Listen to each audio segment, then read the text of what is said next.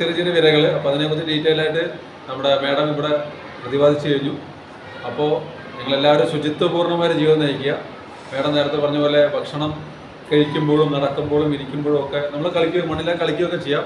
പക്ഷേ അത് കഴിഞ്ഞ് നന്നായി കൈയെല്ലാം ഡെറ്റോളിട്ട് കഴുകി നല്ല ശുചിത്വപൂർണ്ണമായിട്ട് മെയിൻറ്റെയിൻ ചെയ്ത് കൊണ്ടുപോകാം. ബാക്കി ഇതിൻ്റെ ഔപചാരിക ഉദ്ഘാടനം ഇവിടെ പ്രഖ്യാപിച്ചായി പറഞ്ഞുകൊണ്ട് വിരശല്യം ഇല്ലാതാക്കി ആരോഗ്യകരമായ വളർച്ച ഉറപ്പുവരുത്തുന്നതിന്റെ ഭാഗമായാണ് ദിനാചരണം സംഘടിപ്പിച്ചത്. ചടങ്ങിൽ ഗ്രാമപഞ്ചായത്ത് വൈസ് പ്രസിഡന്റ് ഷീല പണിക്കർ അധ്യക്ഷത വഹിച്ചു. ഡോക്ടർ രമ്യ കെ.ആർ വിഷയാവതരണം നടത്തി. വിരവുമുക്ത ദിനത്തിന്റെ പ്രാധാന്യത്തെക്കുറിച്ച് വിശദീകരിക്കുകയും ചെയ്തു.